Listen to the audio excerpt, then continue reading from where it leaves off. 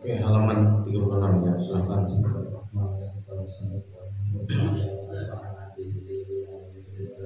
Amin. وأما الإمام مالك رضي الله عنه فإنه كان أيضا متحليا بهذه الخصال الخمس فإنه قيل له ما تقول يا مالك في طلب العلم فقال حسن جميل Hasanun Jamil. حسن جميل حسن الذي يلزمك من تصبح إلى الكرسي فعلمه وكان رحمه الله تعالى بتعظيم علم الدين مبالغا حتى Oke, cukup dulu. Coba jelaskan mutahalliyan tuh, mutahalliyan bihadhil khisal khams. Fa innahu kana aidan mutahalliyan. Jadi Imam Malik di situ juga mutahalliyan dengan khisal khams. Khisal khams itu bicara tentang keutamaan Imam Syafi'i sebelumnya. Ingat tidak? Kalau di halaman sebelumnya itu dikatakan Imam Syafi'i itu kan abid, zahid, terus apa lagi? Faqih, gitu kan? Alim, bi ulama, bi ilmi al-akhirah, kemudian faqih, masalihil ummah, kemudian faqih juga di al-ma'arif.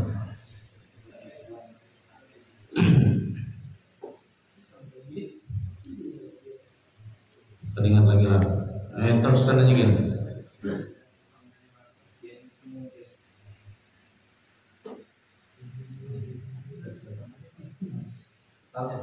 Ya. حتى كان إذا أراد أن يحدث Kata tadi itu nanti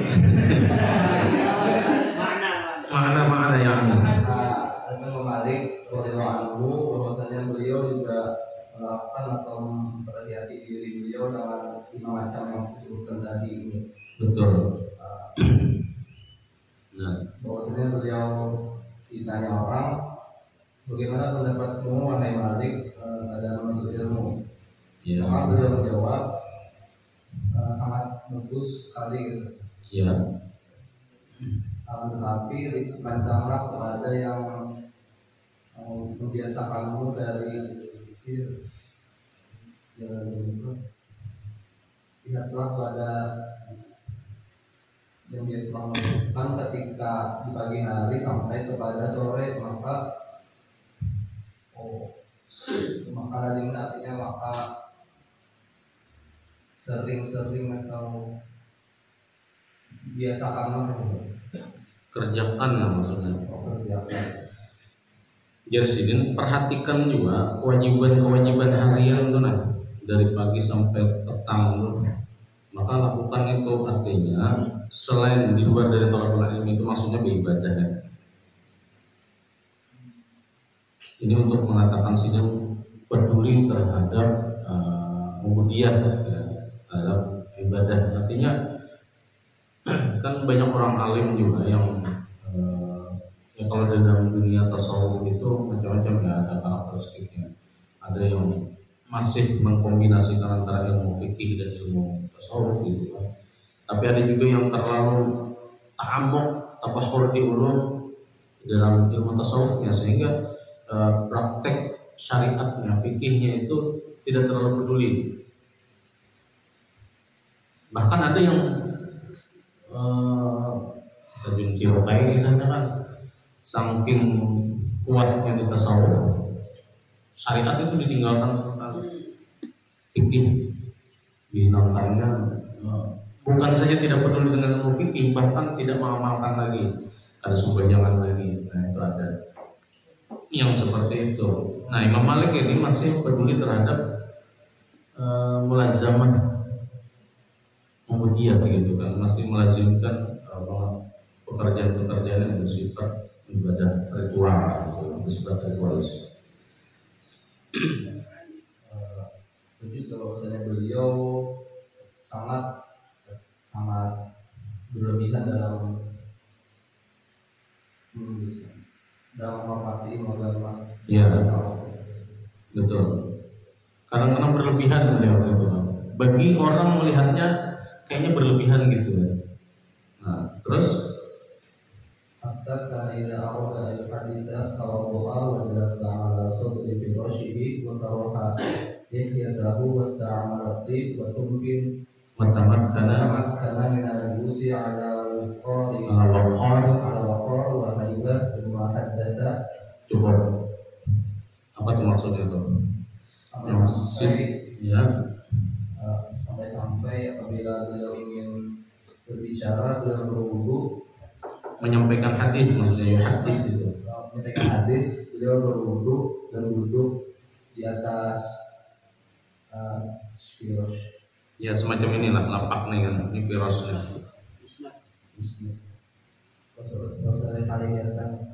Sarhalihiyatahu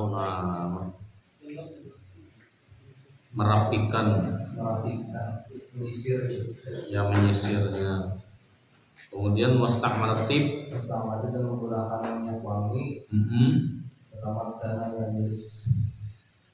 Watamakkana minal julus, kemudian merapikan gaya duduknya ala waqarin wa haibatin. Apa? Waqar itu kehormatan ya.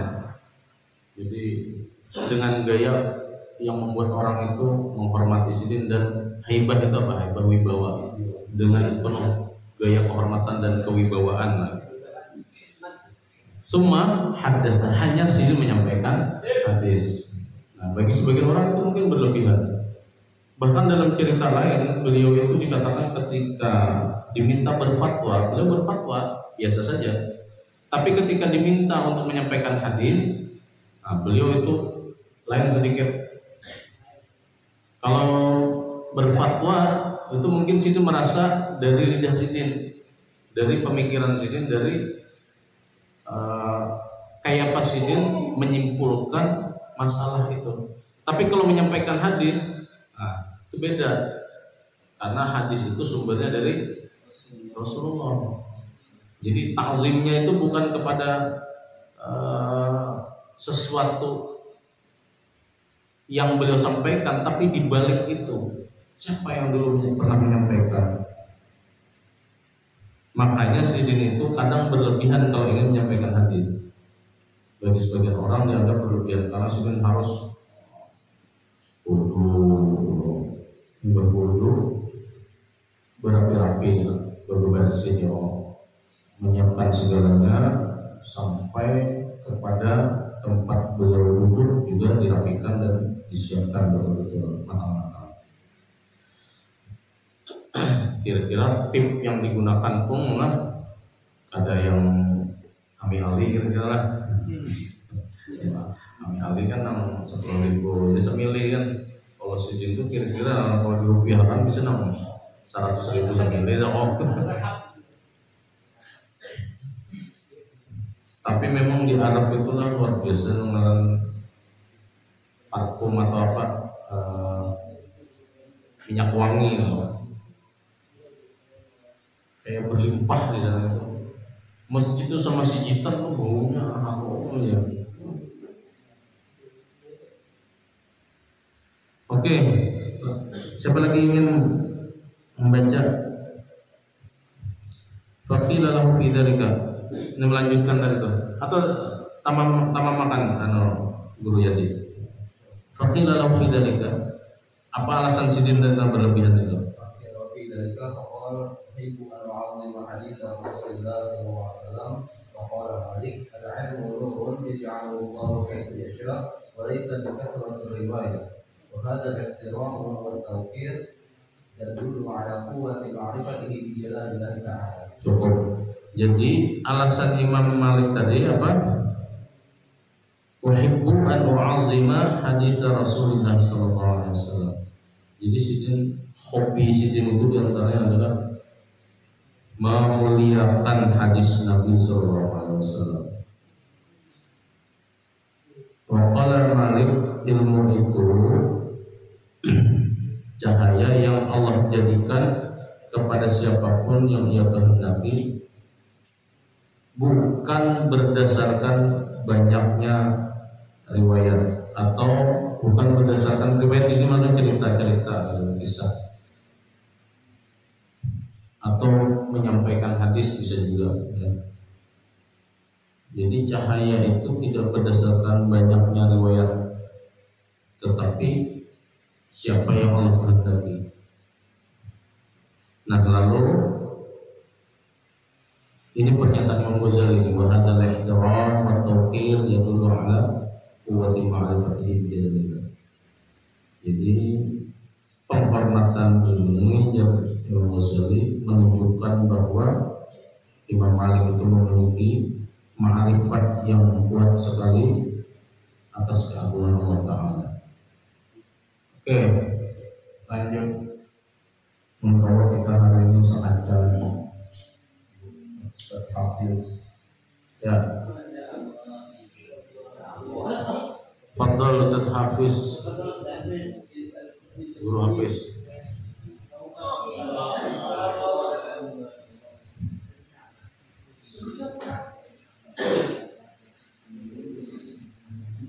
Wa amma iradatuhu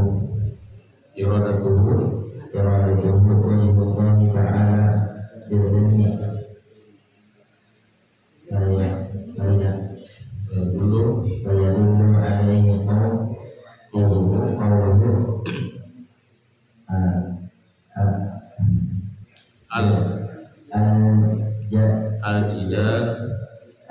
al-jidalu bid-dini laisa bisyai'in. Qawluhu alaihi qawlu syafi'i rahimahullah, inni syahidu malikan wa an sa'alan su'ilaan sama niwa'al ba'i masalatan faqala fi isnataini wa talatina minna la adri wa man yurid ghayra wajhullahi ta'ala bi ilmihi fala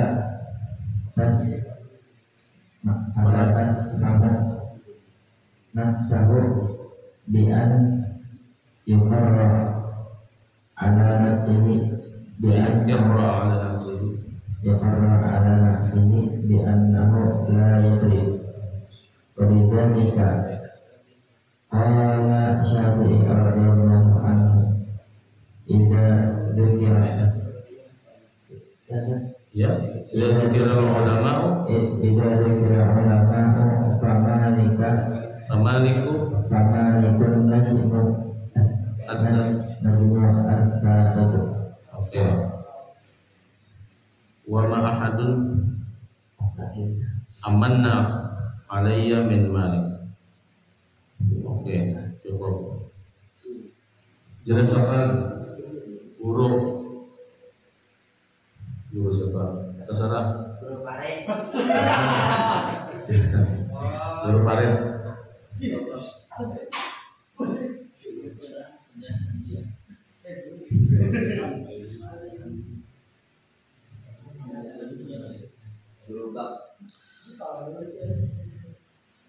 Wa amma iradatuhu wajhallahi ta'ala bil ilmi wa yadullu alaihi qawluhu, dan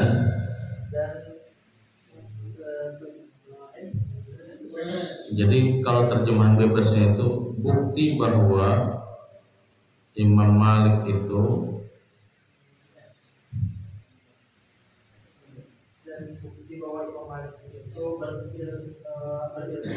ya berilmu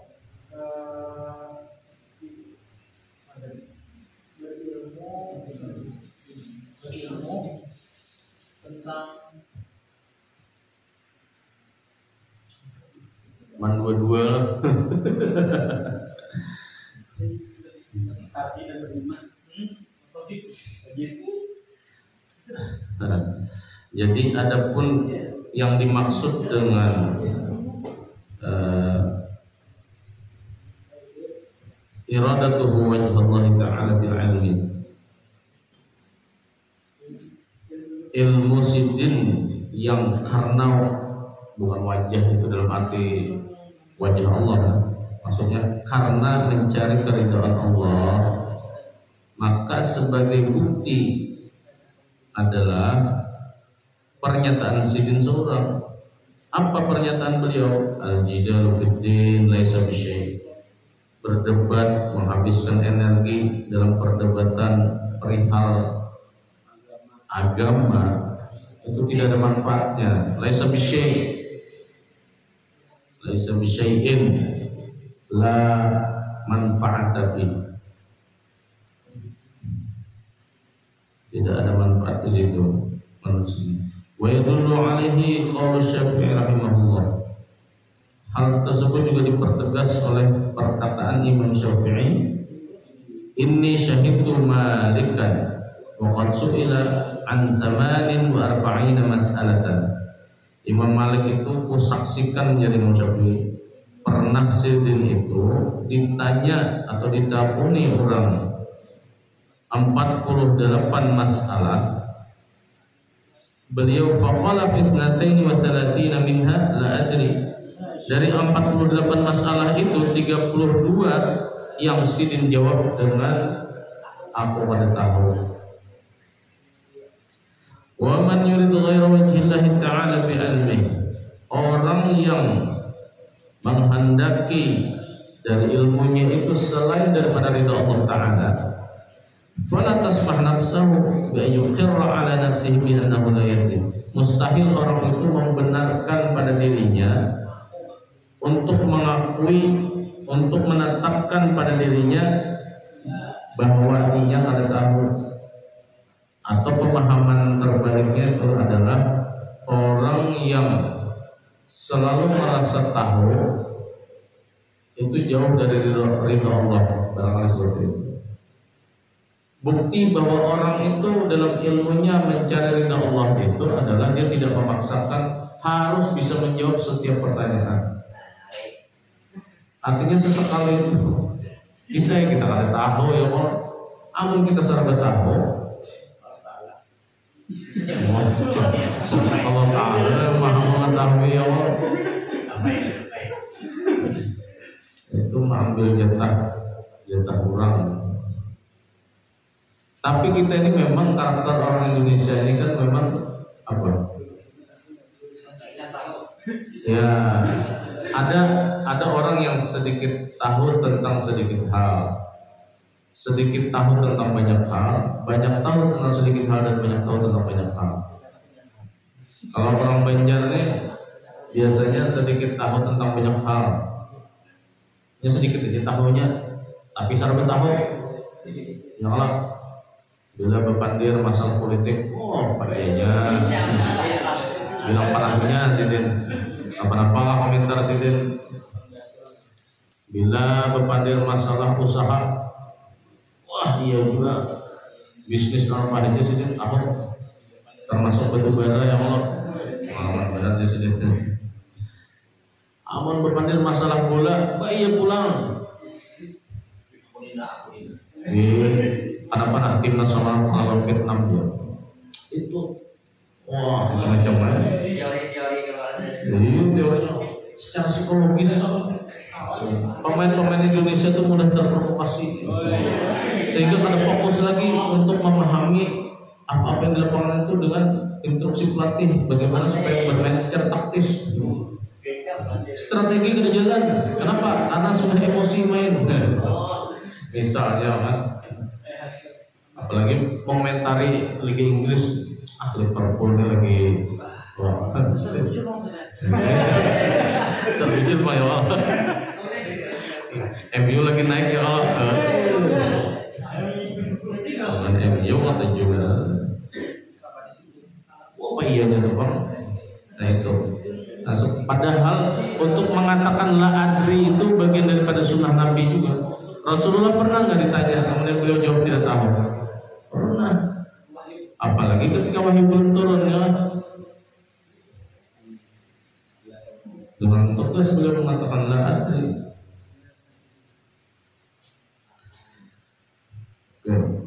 Walidzalika qala Syafi'i radhiyallahu anhu, "Idza dzukira al-ulama'u famalikun najm ad-daqil." Apabila disebutkan sosok ulama atau disebutkan disebutkan misalnya kriteria ulama gitu kan, maka Imam Malik adalah bintang yang bersinar, kata Imam Syafi'i. Dan tidak ada seorang pun yang paling besar jasanya dalam hidupku melebihi Imam Malik. Itu perkataan Imam Syafi'i. Wa ruwiya an Abu Ja'far al-Mansur mana'ahu min riwayat al-hadith fi talaq al-mukrih thumma dassa 'alaihim man yas'aluhu. Farawa ala mal'in minan nas laisa 'ala mustakrihim talaqun. Fadarabahu bisyati wa lam yatruk riwayat al-hadith.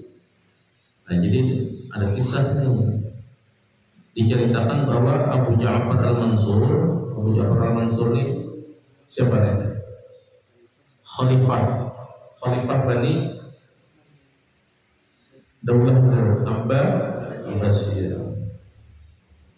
Abu Ja'far al-Mansur ini kalau pada salah khalifah yang kedua Daulah Abbasiyah. Beliau adalah khalifah yang kedua. Mana'ahu min riwayatil hadis, pernah melarang Imam Malik untuk meriwayatkan hadis. Hadis apa? Fi talaqil mukrih, talak orang yang terpaksa atau dipaksa. Jadi saking gak ada ketujuhnya Abu Ja'far al-Mansur terhadap masalah itu, beliau dassa alaihi man yas'aluhu. Siapapun yang bertanya hal tersebut kepada Imam Malik akan beliau beri sanksi. Dassa ala itu bisa memukul, bisa menyiksa dan seterusnya. Pertanyaannya, kenapa kalau orang terpaksa itu jadi masalah? Tapi dengan Imam Malik itu tidak mau menyembunyikan kebenaran hadis, beliau tetap meriwayatkan ala mala'in minan nas, bahkan di hadapan jamaah. Laisa ala mustakrihim talaqun. Tidak ada atau tidak sah tolak orang yang terpaksa. Sampai sini dipukul dengan cambuk atau dicambuk ya, tapi tetap sini tak bergeming. Beliau tetap meriwayatkan hadis tersebut. Ini memang faktor politik waktu itu. Jadilah waktu itu gara-gara hadis ini bahwa orang yang talak atau cerai karena terpaksa itu tidak sah, itu jadi pemandiran yang simpang siur kesana kemari.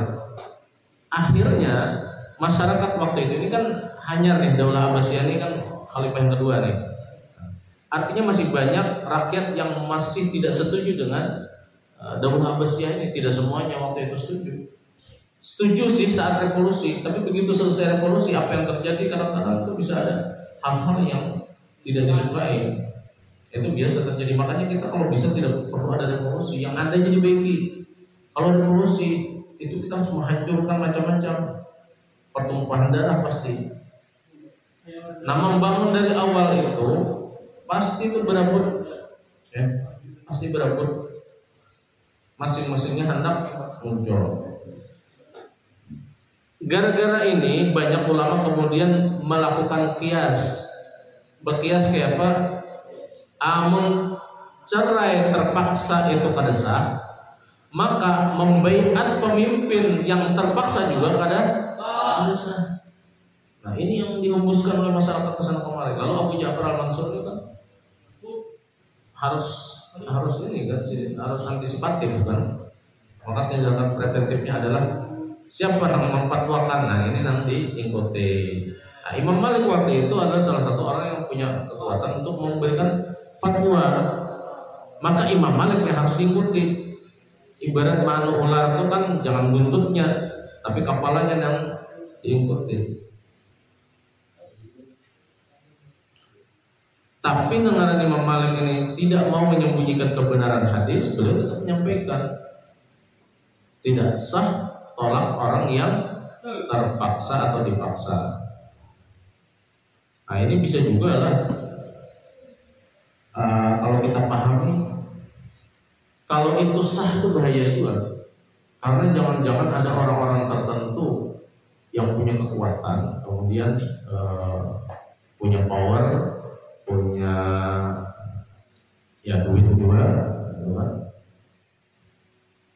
Tiba-tibanya menghendaki ini orang kan, ya Allah, diancamnya lakinya, ikam syarat ada, bila ada syarat, bila ikam kada mencerai istri ikam, nah anak mau disekir kan lebih banyak ada kan, anak mau disekir syarat bini kan, anak lebih banyak, ini apa nih tangan kau? Dunia, orang di tangan mandau ya Allah. Nah ini kalau dibenarkan cerai atau tolak orang yang terpaksa itu sah, maka bisa banyak terjadi pemaksaan.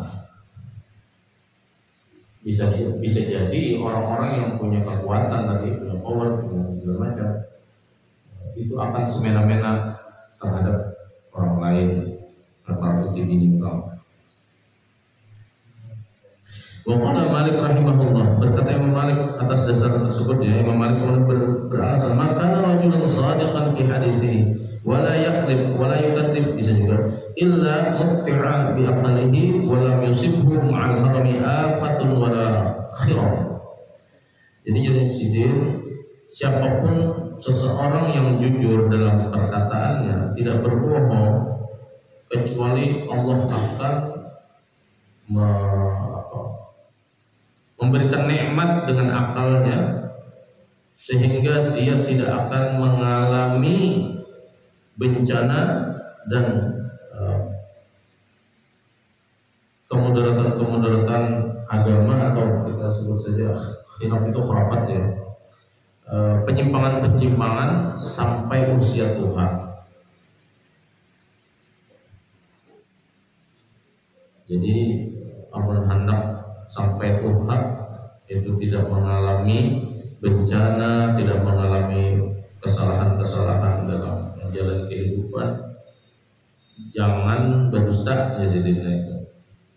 Saya bacakan saja supaya cepatlah. Wa amma zulluhu fid dunya fa yadullu ala alaihi ma ruwiya anna al-mahdiyya amirul mu'minin sa'alahu fa qala lahu hal laka min darin fa qala la walakin uhaddithuka sami'tu Rabi'ah ibn Abi Abdurrahman yaqul nasabul mar'i daruhu wa sa'alahu ar-rasyid hal laka darun wa qala la fa'atahu 3,000 dinarin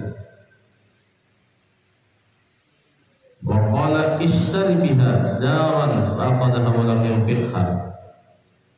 Oh ini lah tadi Abu Ja'far al-Mansur, ini pulang Imam Al-Mahdi pulang, kemudian di sini Harun al-Rasyid, lain-lain deh khalifahnya.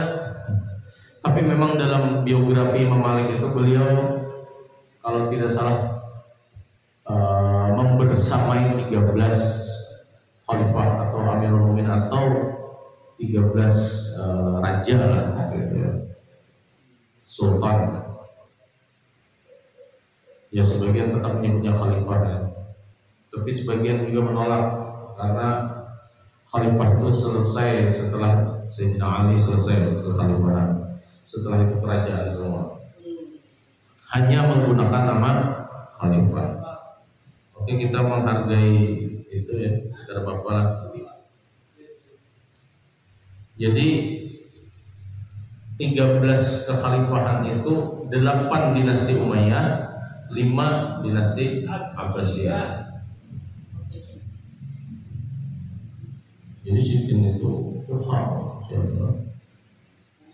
Bukti bahwa sidin zuhud terhadap dunia, sebagaimana yang diriwayatkan bahwa Khalifah Al-Mahdi itu pernah bertanya kepada sidin, menakuni sidin, pian besi rumah pada ada sidin, tapi aku jadi hendak menyampaikan hadis nikah sidin. Riwayat aku pernah mendengar dari Rabi'ah bin Abi Abdurrahman, inya berkata, nasabul mar'i daruhu, nasab keturunan seseorang itu itulah rumahnya. Artinya selama kita berisi nasab keturunan yang jelas, kita sudah berisi rumah. Coba punya kita kada berisi nasab yang jelas, witan kita siapa kita kada tahu, kemana kita menisbatkan diri nak kemana, maka tidak jelas alamat kita. Rumah itu kan diantaranya ya tempat tinggal, tapi juga dia alamat istilahnya apa? Identitas diri kita. Nah, maka cukup nasab itu sebagai identitas. Wasalahur Rasyid, Harun Rasyid juga bertanya, hal kadar apakah pian bisi rumah? Faqala, aku kada bisi jin. Fa'atahu salah ta'ala dinar. Harun Rasyid kemudian memberikan 3.000 dinar. Kemarin 1 dinar itu setara dengan 50.000 rupiah lah kalau diuangkan sekarang ya. Kali aja tuh 3.000, kira-kira berapa tuh? 15 juta lah. Apa 150 juta? 3.000 dinar. 3.000 ya bang. 150 juta ya Allah. Tapi kalau cukup yo, kalau rumah 150 juta harus benar. 150 juta atau harga tanahnya berapa di Banjar? Cuman kan kalau dibandingkan non bahari, ya angka bahari itu mungkin tinggi ya. Duit kita ya ini kan ada seberapa. Istari bihadaran, tukar akan rumah. Fa akhadha wa lam yunfiqha. Diambil sidin ya, tapi kada ditukarkan sidin. Dan ini kan alasannya. Falamma arada Rasyid as-sukhus, faqala li Malik rahimahullah,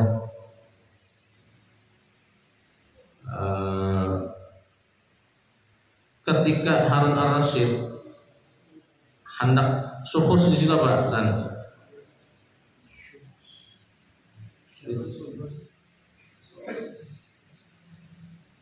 Hendak didatangi gitu. Hendak as-sukhus itu maksudnya adalah dari kata syakhsiyah. Sukhus di situ adalah apa?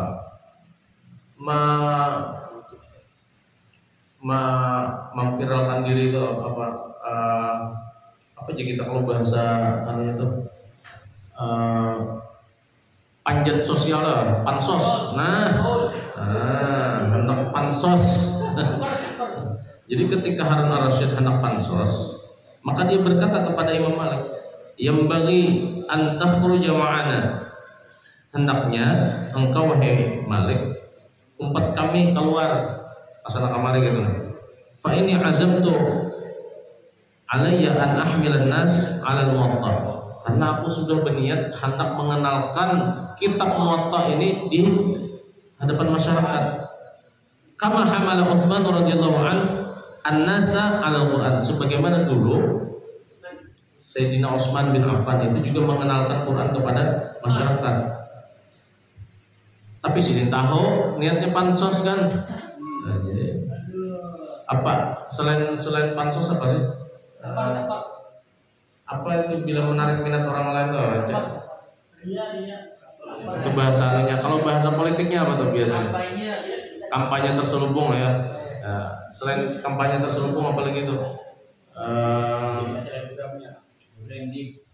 Ya apalagi ayo silakan apa? Serangan fajar. Ya serangan fajar itu eksekusinya. Cuman maksudnya pansos itu loh, pansos itu. Allahumma shalli ala sayyidina Muhammad. Pencitraan.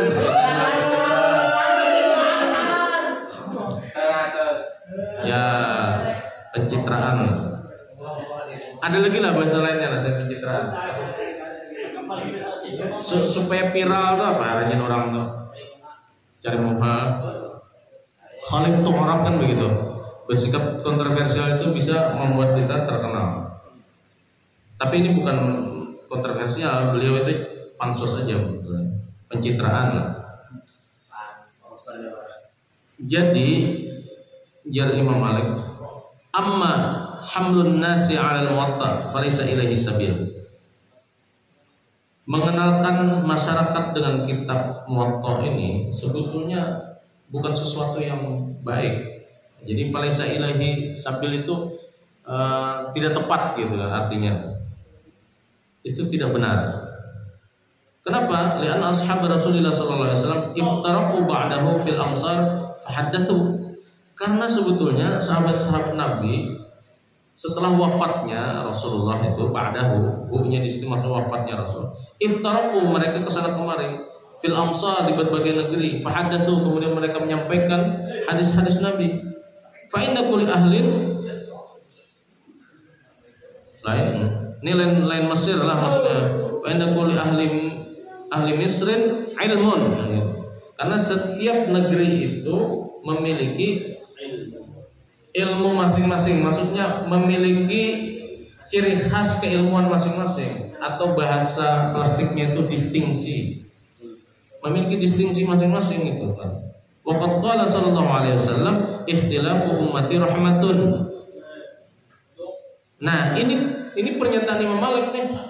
Jadi Imam Malik mengutip hadis ini. Memang hadis ini dikatakan dhaif kan? Isnaduhu dhaif ya kan?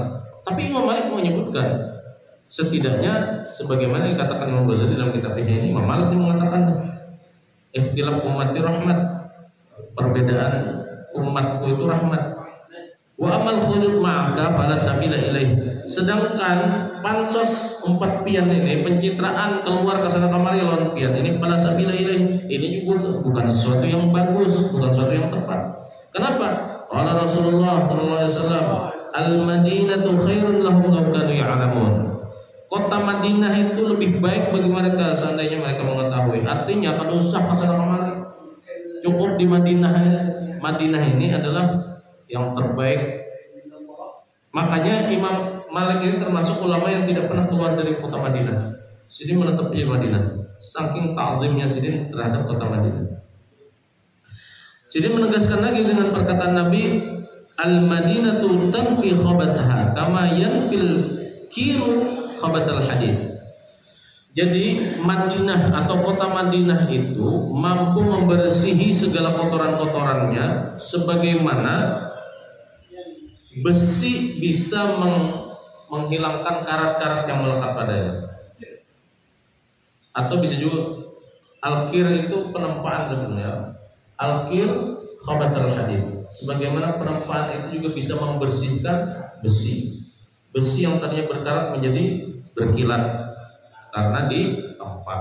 Maka itu juga batu awalnya karena memberi kepingin, tapi imbah ditempat, imbah digisang-gisang dihampalas atau segala macam kan, jadi berkilat, larang harganya. Wa hadhihi dananirukum kama hiya in syi'tum fakhuduha wa in syi'tum fad'uha. Nah, nih dinar yang pian beri semalam, nanggasan memberi menyuruh aku ngolah rumah, ambil, kubulikakan jadi Imam Malik.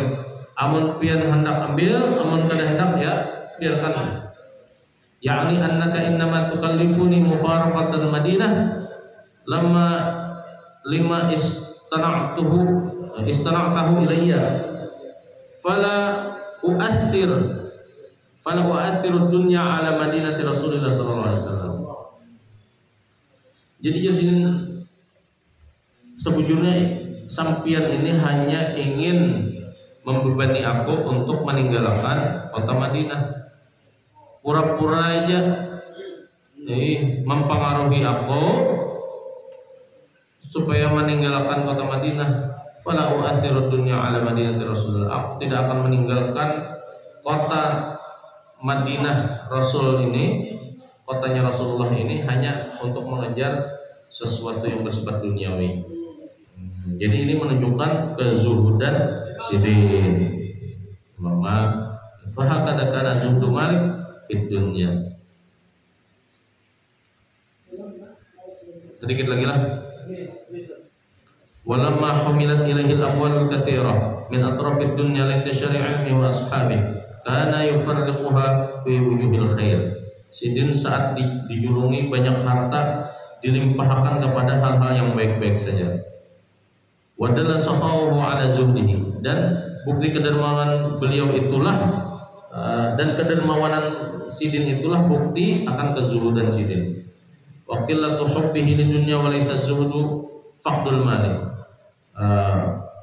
Di antara kedermawanan di antara kezuhudan Sidin itu tadilah sifat dermawan Sidin dan juga sedikitnya cinta Sidin terhadap dunia.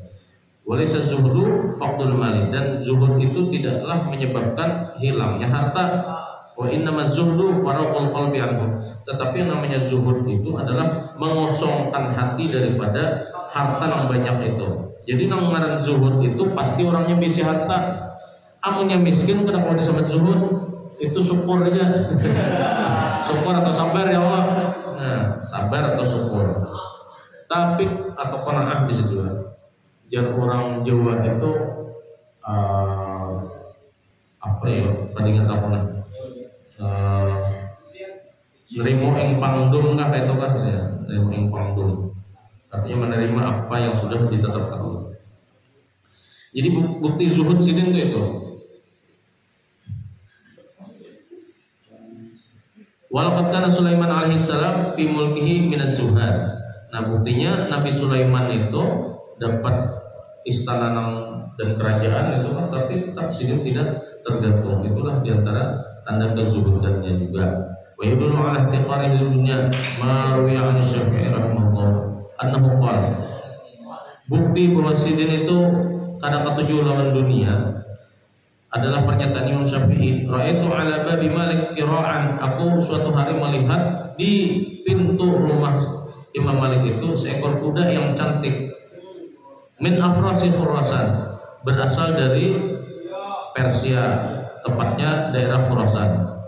Jadi wa yuqal Misr, dan diberi nama Misr. Ma ra'aitu ahsana minhu. Aku menjadi Imam Syafi'i karena pernah melihat kuda yang lebih cantik, lebih elok daripada itu. Faqultu li Malik rahimahullah, aku berkata kepada Malik, ma ahsanah, malah maka pumasnya kuda ini. Faqala huwa hadiyatun minni ilaika ya Aba Abdillah, ambilha ya Sidin, hadiah gesan pian, gesan ikam. Faqultu da'a nafsik min hada batan tarkabuha, adegin gesan pian aja itu gesan tunggangan pian. Faqala inni astahi min Allah Ta'ala an ata'a turbatan fiha Nabiullah sallallahu alaihi wasallam bihafri dabatin. Jadi Imam Malik, aku sebetulnya malu sumpan dari Allah kepada Allah Ta'ala karena sudah memasukkan kuku kuda ke dalam tanah, di mana di dalam tanah itu ada jasad Nabi sallallahu alaihi wasallam. Fanzur ila safaihi, lihatlah jar Imam Syafi'i, Imam Ghazali pulanglah mengomentari, lihatlah kepada kedermawanannya. Idh wahaba jami'a dzalika daf'atan wahidah. Seketika saja kau memberi harta Sidin sebanyak itu. Artinya kuda nang bumas tadi seketika diberikan begitu saja. Itu menunjukkan bahwa Imam Malik ini juga seorang yang zahid, orang yang zuhud. Wa ila tawqirihi turbatil Madinah. Lihat juga bagaimana penghormatan Sidin terhadap tanah kota Madinah, di mana di situ terbenam sosok jasad orang yang paling mulia di dunia. Wa yadullu ala iradatihi bil 'ilmi wa jalla ta'ala wa istighfarihi lid dunya. Nah, adapun dalil bukti indikasi bahwa Sidin itu kadang terlalu cinta terhadap dunia dan sangat mengagungkan ilmu karena Allah Ta'ala, sebagaimana diriwayatkan, dakhaltu ala Harun ar-Rasyid, aku mendatangi Harun ar-Rasyid, atau aku diundang Harun ar-Rasyid. Faqala li, ia berkata kepadaku, ya Aba Abdillah, yang bagi an takhtarifa ilaina hatta yasma'a sibyanuna minkal mu'tar. Wahai Abu Abdillah. Jadi Abu Abdillah juga kawannya. Abu Abdillah ini mungkin ayah Abdullah, artinya hamba Allah siapa, jangan sekarang ada tahu kan karena anak Sidin. Hendaknya engkau mendatangi kepada kami ini, mendatang ke rumah kami atau ke istana kami. Supaya apa? Supaya sma'a sibyanuna, supaya anak-anak kami ini mendengarkan minka al-muwatta, kitab muwattamu itu, nah supaya didengarkan, dipelajari oleh anak-anak kami. Qala, maka berkata Imam Malik, faqultu a'azzallahu maulana al-amir, semoga Allah memuliakan penghulu kami, Amirul Mukminin. Jadi inna hadzal ilma minkum kharaj, sesungguhnya ilmu ini bagi kalian itu seperti upeti, seperti orang yang berbelanja, uang yang dibelanjakan. Fa in antum a'zaztumuhu azza, amun bulan memuliakan harta itu, maka dia akan menjadi mulia. Wa in antum adaltumuhu dalla, dan kalau kalian menghinakannya maka dia juga akan menjadi hina. Maksudnya ilmu gitu ya. Jadi ilmu itu tergantung siapa yang memuliakan. Bilanya dimuliakan maka ilmu itu akan mulia. Namun dia direndahkan, ilmu itu akan jadi hina. Wal ilmu yukta, ilmu itu didatangi, walayati, dan tidak mendatangi. Wah, aku nih mendatangi dah. Faqala sadaqta, maka berkatalah Harun ar-Rasyid, benar. Ukhruju ilal masjid hatta tasma'u an-nas. Beliau kemudian memerintahkan kepada anak-anaknya, keluarlah kalian wahai anak-anakku ke masjid, datangi hatta tasma'u an-nas, sampai kalian mendengarkan ilmunya Imam Malik bersama dengan manusia yang lain, bersama dengan masyarakat lainnya. Jadi ada ilmu itu yang didatangi, ada yang mendatangi. Tapi kita kan kalau sepenuhnya setuju juga dengan inilah, karena ada orang yang beranggapan begini, kalau boleh mengejar asyuhrah. Kan kemarin Imam Ghazali pernah menyindir bahwa kemasyhuran atau popularitas itu tidak perlu bagi seorang yang alim, ya kan? Karena itu akan mempengaruhi. Tapi kalau kita balik cara berpikirnya, lebih baik yang populer itu orang alim kan? Apa orang ahli maksiat kan yang populer? Kalau yang populer itu orang ahli maksiat misalnya, maka nanti yang jadi ikutan, jadi prototipe masyarakat itu ya orang-orang yang buruk itu. Nah ini juga bisa jadi pertimbangan. Kalau misalnya harus di zaman sekarang itu kan, ya bagus kalau ulama-ulama besar itu memang mereka didatangi. Tapi pada akhirnya mereka datang juga kan. Misalnya guru siapakah, pasti sidin yang datang ke Sabila kan. Ada bubuhan yang di Sabila mendatangi ke rumah. Meskipun di rumah sidin ada juga majelis-majelis yang bagus, itu memang majelis di rumah sidin itu didatangi. Cuman kalau wadah kita ini keterbatasan, karena tuan guru besar itu kalau didatangi, sekali didatangi itu jamaahnya banyak karena mencukupi wadahnya.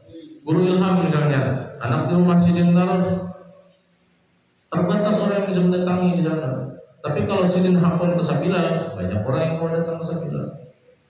Begitu juga dengan guru-guru yang lainnya. Jadi kita memahaminya secara arif dan bijak gitu ya. Jangan juga kemudian kita menghakimi, berarti tuan guru yang hakon datang pula diundang, menghinakan ilmu lah. Karena itu kita memahaminya. Nah, karena maslahat mudarat itu bagus juga kita jadikan pertimbangan. Nah, hubungan PKPM harus bisa fikihnya kayak apa itu kan, maslahat fikih sosialnya itu kan. Kalau misalnya mahadam sidin didatangi, orang-orang yang aksesnya susah ke sana ke rumah sidin itu akhirnya tidak mendapatkan ilmu. Tapi kalau misalnya sidin dihadirkan di masjid misalnya, kemudian dengan kehadiran sidin masjid, masyarakat juga mudah mengakses ilmunya, maka itu sah-sah saja. Apalagi misalnya sidin menasmiahi anak siapa itu kan, anak orang yang sidin datang ke rumahnya, nah itu jangan diwadah juga, jangan diwadah. Artinya memang kadang-kadang ilmu itu harus datang juga. Oke lah, mudah-mudahan ada manfaatnya. Kita akhiri dengan hamdalah. Subhanallah wa bihamdihi, subhanallah wa bihamdihi, asyhadu an la ilaha illa anta, astaghfiruka wa atubu ilaik. Wassallallahu ala sayyidina Muhammad wa ala alihi wasallam. Assalamualaikum warahmatullahi wabarakatuh.